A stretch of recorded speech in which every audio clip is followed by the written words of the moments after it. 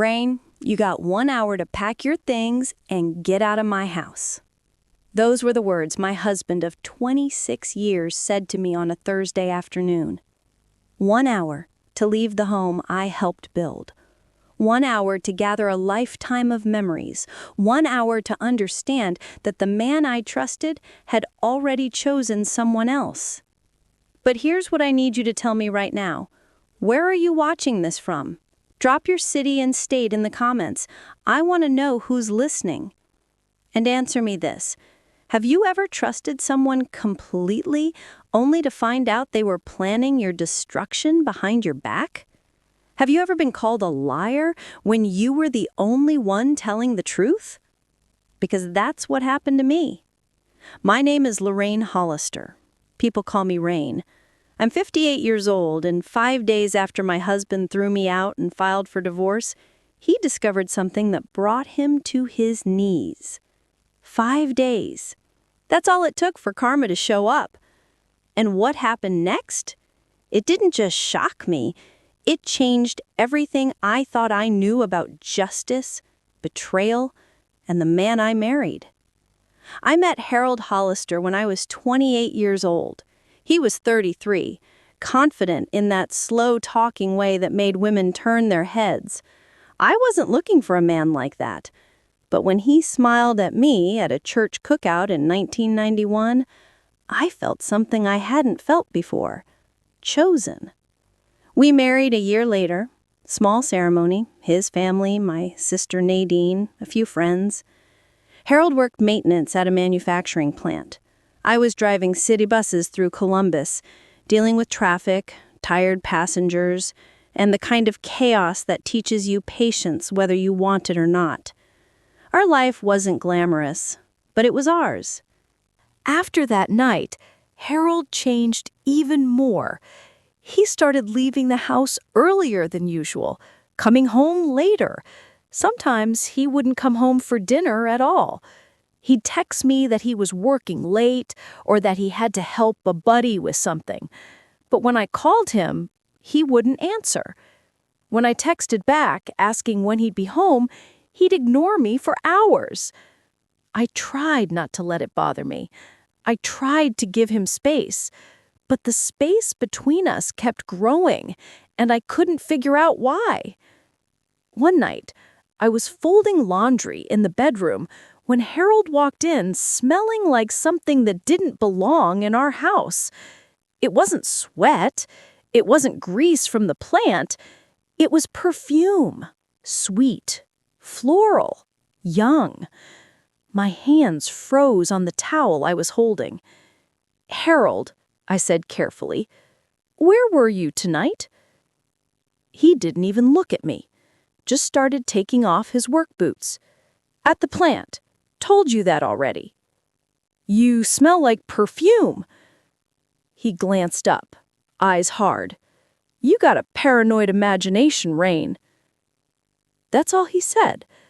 Then he walked into the bathroom and shut the door.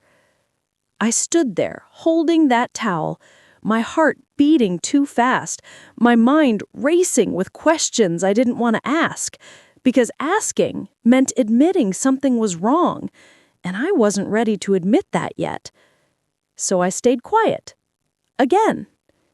But the doubt didn't go away. It sat in my chest like a weight I couldn't lift. A few weeks later, Harold brought up the investment account again. This time he was calmer. Too calm. "Rain," he said one evening while I was washing dishes, "I've been thinking, maybe we should move that account into both our names. Make it joint. That way if something happens to you, I can access it." I turned off the water and dried my hands. "Harold, that account is specifically for my retirement. It's separate for a reason." His jaw tightened. "What reason?" I hesitated. I didn't want to say what I was thinking, that I didn't trust him with money, that he spent carelessly, that I'd worked too hard to let anyone, even my husband, touch what I'd saved. But I couldn't say that, so I said something softer. "It's just easier to manage this way. It's been working fine for years." He stared at me for a long moment, then he nodded slowly, but his expression didn't match the nod. It was cold, calculating. "All right, Rain, if that's how you want it." But it wasn't all right. I could feel it. The tension in our house became suffocating. Harold stopped talking to me, unless he had to. He stopped eating meals with me. He stopped sleeping close to me in bed. Some nights he didn't even come to bed at all. He'd fall asleep on the couch with the TV on, and I'd lay awake wondering what I'd done wrong. I called my daughter, Tanya, one afternoon when the loneliness got too heavy. "Mama, what's going on? You sound upset." I tried to explain without sounding dramatic. "Your daddy's been acting different, distant. I don't know what's wrong." There was a pause on the other end. Then Tanya said quietly, "Mama, have you thought about the possibility that he might be seeing someone else?" My breath caught. No, Tanya, your daddy wouldn't do that." "Mama, I'm just saying, men don't change like that for no reason." I didn't want to believe her. I couldn't, because believing that meant everything I'd built my life on was a lie. So I pushed the thought away. I kept cooking, kept cleaning, kept trying. But deep down, I knew something was coming. I could feel it in the way Harold looked at me, or didn't look at me, in the way he moved through the house like I wasn't even there. 3 months after I retired, Harold started asking about my pension. How much was it? Where was it going? Why wasn't I contributing more to the household? I told him the truth. My pension was modest, about $1,900 a month. I was still paying my share of the bills. Nothing had changed. But he acted like it had. He acted like I was holding him out, like I was hiding something. And maybe I was. Not because I wanted to deceive him, but because I'd learned over the years that the less Harold knew about my finances, the safer they were. That should have told me everything I needed to know about my marriage. But I ignored the signs. I ignored the perfume. I ignored the late nights. I ignored the coldness. I kept believing that if I just held on a little longer, things would go back to normal. I didn't know then someone else was already calling him hers. It happened on a Thursday. The sun was out, the air was warm.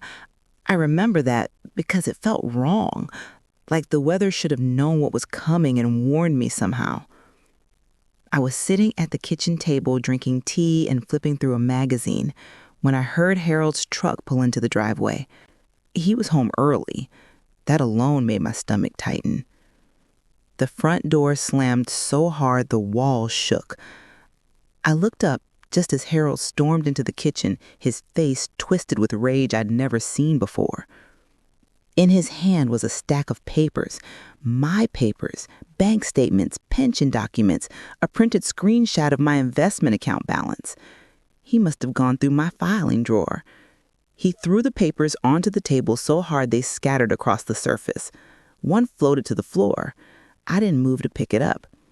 "Explain this," he said, his voice low and dangerous. My mouth went dry. "Harold, what are you—" "Don't play dumb with me, Rain." He jabbed his finger at the papers. "You've been hiding money from me. All this time, you've been acting like we barely got enough to get by, and you've been sitting on this?" I stood up slowly, my hands shaking. "I haven't been hiding anything. That's my retirement account from my injury settlement. I've told you about it before." "You told me you had an account. You didn't tell me it was this much. You didn't tell me you've been moving money around behind my back." "I haven't been moving money behind your back. I've been saving. That's what people do when they plan for the future." He laughed, a cold, bitter sound. "Planning for the future or planning to leave?" I froze. "What?" You heard me. His eyes were hard, accusing. You think you better than me, Rain? You think because you got some money saved up, you can just do whatever you want? I don't think I'm better than you, I said, my voice breaking. I just wanted to be smart. I wanted to make sure we were okay. We? He shook his head. There is no we anymore. The room tilted. He wants a divorce. The words hit me like a punch to the chest. I couldn't breathe, couldn't think. Harold, he says, I'm done, Rain. I'm done being used, done being lied to, done wasting my time on someone who don't respect me. I do respect you, I said desperately. I've always respected you. I've given you everything. You ain't given me nothing but lies. He pointed toward the hallway. I want you out, today. You got 1 hour to pack your things and get out of my house. My legs almost gave out. Your house? Harold, I helped pay for this house. I've been paying bills here for 26 years. And you can afford to live somewhere else now, can't you? His voice was cruel, since you've been hiding all that money anyway. I stared at him. I drove to my sister Nadine's house with tears streaming down my face and my hands gripping the steering wheel so tight my knuckles turned white. Nadine lived about 20 minutes away in a small brick house with a front porch she kept decorated with potted plants. When I pulled into her driveway, she was already standing outside. She must have seen the look on my face because she didn't ask questions. She just walked over, opened my car door, and pulled me into her arms. I broke down right there. Sobbed so hard I couldn't catch my breath. It's okay, baby, Nadine whispered, rubbing my back. You're safe now. You're safe. We sat on her couch for hours while I told her everything. The papers, the accusations, the 1 hour deadline, the woman in the truck. Nadine listened without interrupting, her face getting harder with every detail. When I finished, she shook her head slowly. Rain, something about this don't sit right.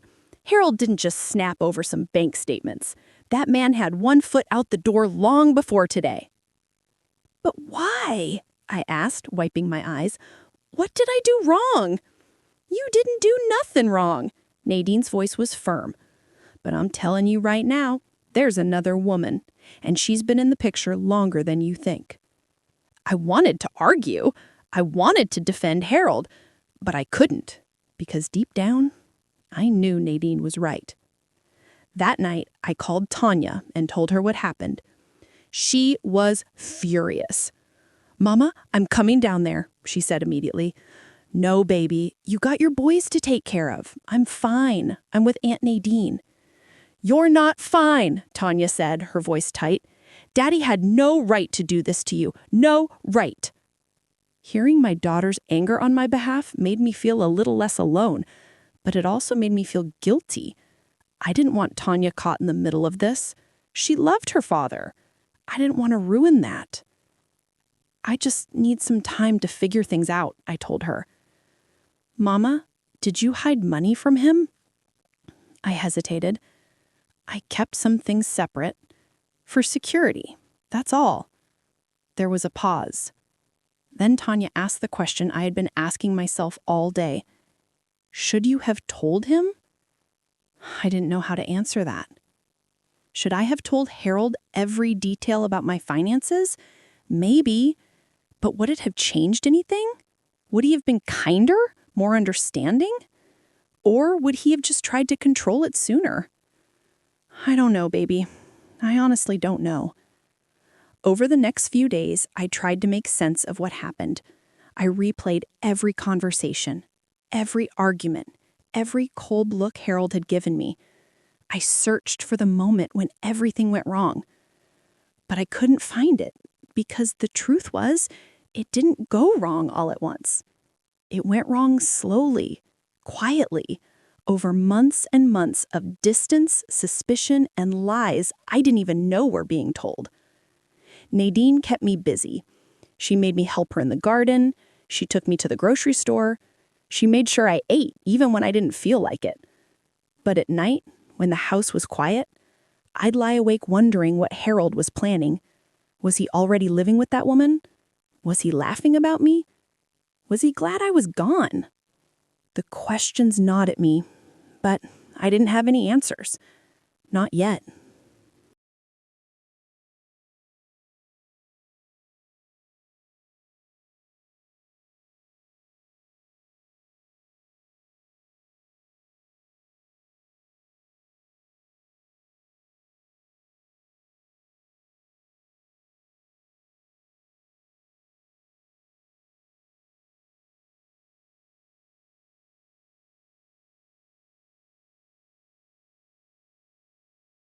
The envelope came by certified mail. I had to sign for it. The return address said Alliance Mutual, my investment firm. My hands were shaking as I opened it at Nadine's kitchen table. She was standing behind me, leaning over my shoulder. Inside was a letter. Formal. Professional. But the words made my blood run cold. Dear Mrs. Hollister, it began. We are writing to inform you of unusual activity detected on your account. I read faster. Over the past week, someone had attempted to access my investment account 3 separate times.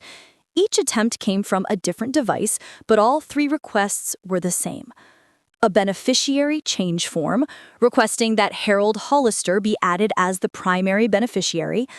An early withdrawal request, attempting to move 40% of the account balance into a checking account.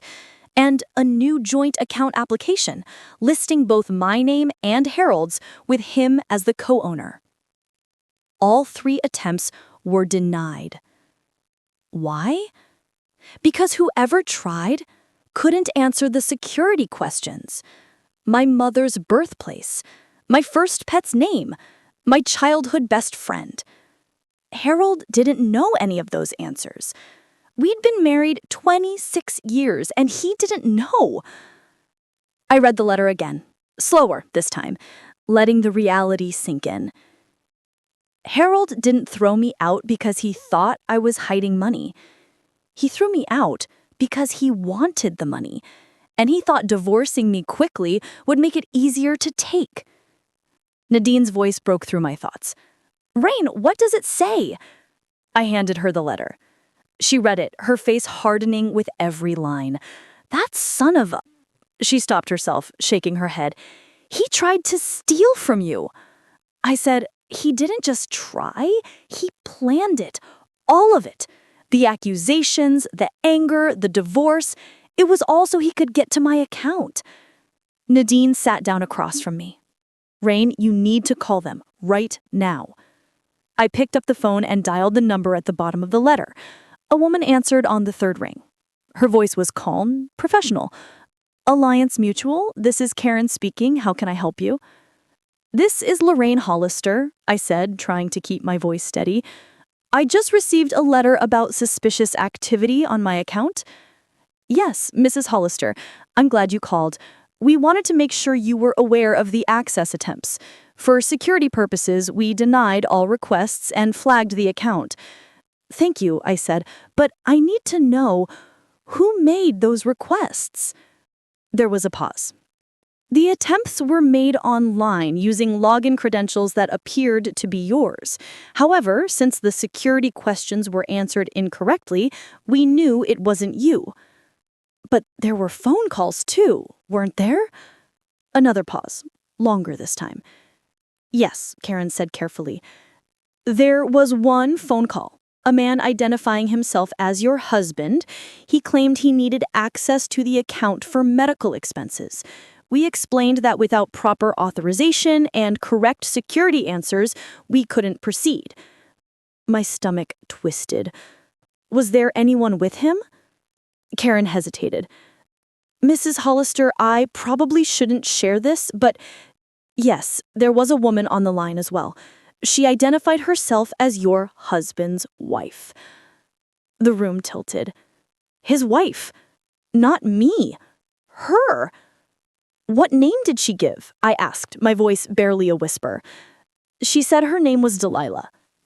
I closed my eyes. So it was real. Harold had already moved on, already replaced me, and now they were working together. I called Nadine into the living room and told her what Monica had said.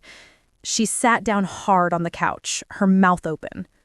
He was stealing from his own job? That's what she said. Copper coils, tools. They have him on camera. Nadine shook her head slowly. Rain, do you know what this means? I didn't answer because I wasn't sure I wanted to say it out loud. It means, Nadine continued, that Harold was planning to fund a whole new life with her, and you were just collateral damage. The words hit me harder than I expected, because they were true. Harold hadn't left me because I hurt him or betrayed him. He left me because I was in the way of what he really wanted. A fresh start with someone younger, someone who didn't know him well enough to ask questions. And the money he was stealing? That was supposed to be their nest egg, their beginning. Except it all fell apart. What do you think is going to happen to him? I asked quietly. Nadine crossed her arms. If they're pressing charges, he could be looking at jail time. At the very least, he'll have a criminal record. Good luck finding another job after that. I should have felt satisfaction, maybe even relief. But all I felt was tired. Tired of the lies, tired of the betrayal, tired of loving someone who never loved me the same way. Later that afternoon, Tanya called. She'd heard about Harold's termination through a friend who worked at the plant.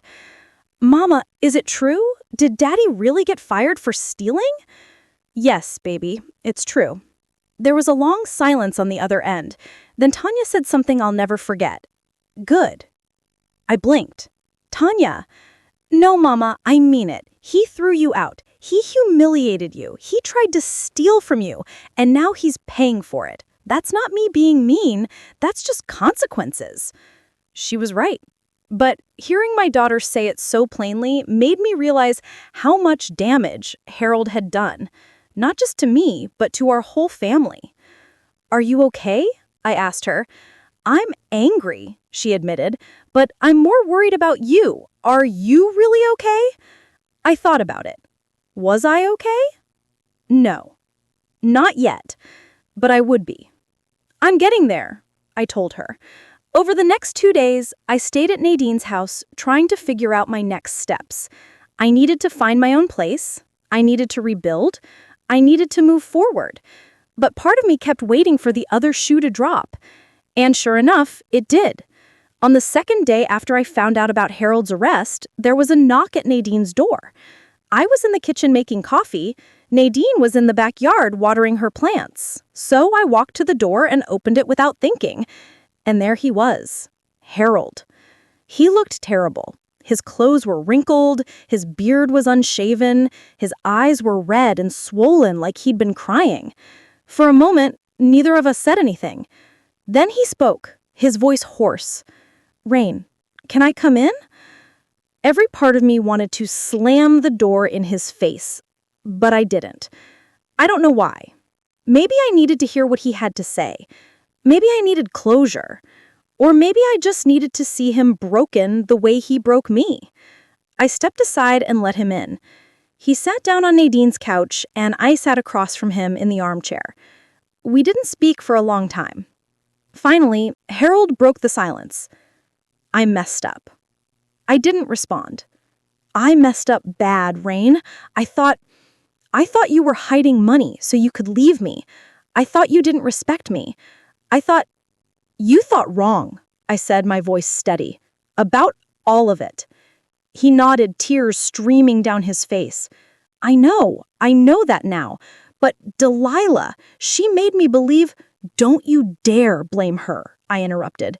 You made your own choices, Harold. You filed for divorce. You threw me out. You tried to steal from me. That was all you. He dropped his head into his hands. I lost everything, Rain. My job, Delilah, everything. I leaned forward.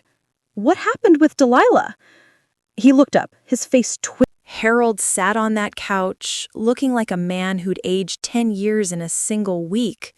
His shoulders were slumped, his hands trembled.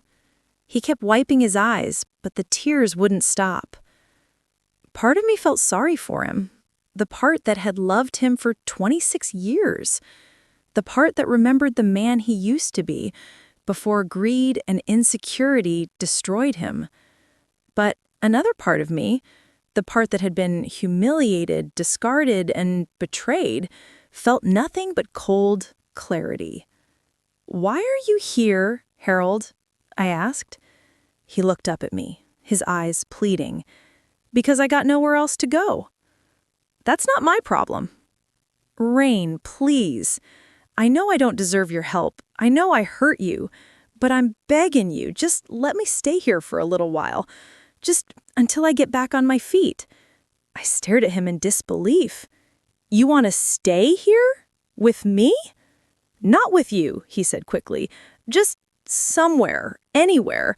I'll sleep on the floor. I'll stay out of your way. I just need—" "You need what, Harold?" My voice was sharper now. "You need me to save you? After you threw me out with 1 hour to pack? After you accused me of being a liar and a thief? After you tried to steal my money?" He flinched. "I didn't know what I was doing. I was confused. I was angry. Delilah kept telling me you were playing me, and I believed her. You believed her because you wanted to. You wanted an excuse to leave. You wanted someone younger, someone who made you feel important.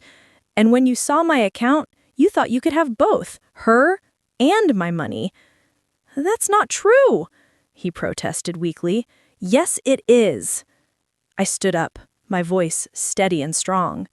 "You didn't love me, Harold. You loved what I did for you. I cooked, I cleaned, I paid bills. I made your life easy. And the moment you thought I was holding something back, you turned on me." He was crying harder now, but I didn't stop. "You know what hurts the most? It's not that you left. It's that you didn't even ask. You didn't sit me down and say, 'Rain, I'm struggling. I need to understand what's going on.' You just assumed the worst. You made me the enemy, and then you tried to destroy me." "I'm sorry," he choked out.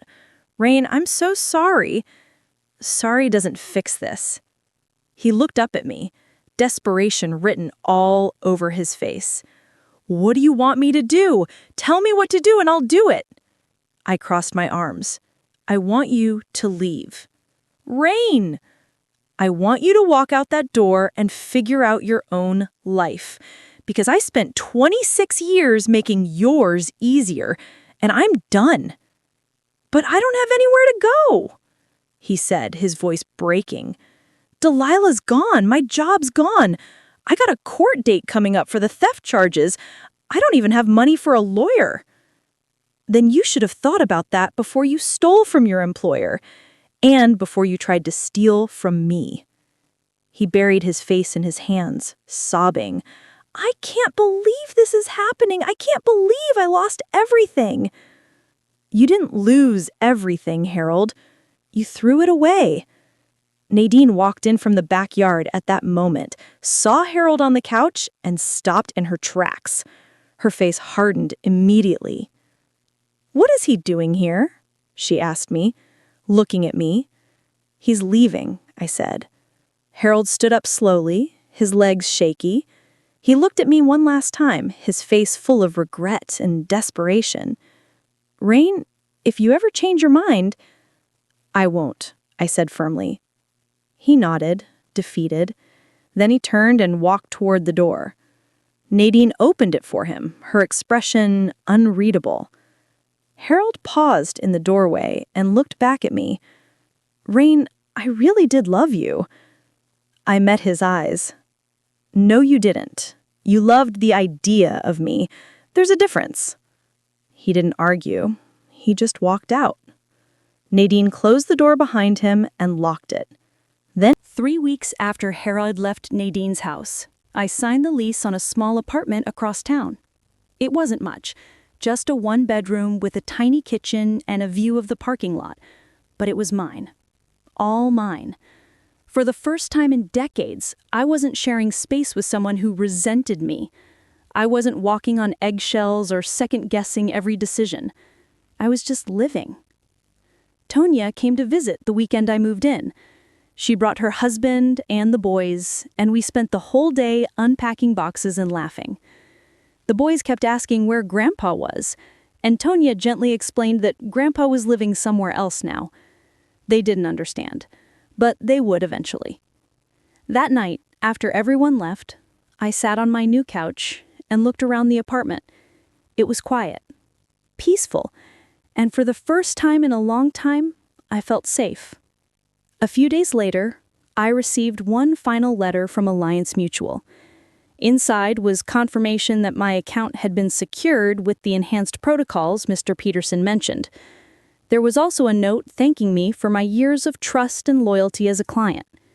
At the bottom, handwritten in blue ink, were the words, "Your future is secure."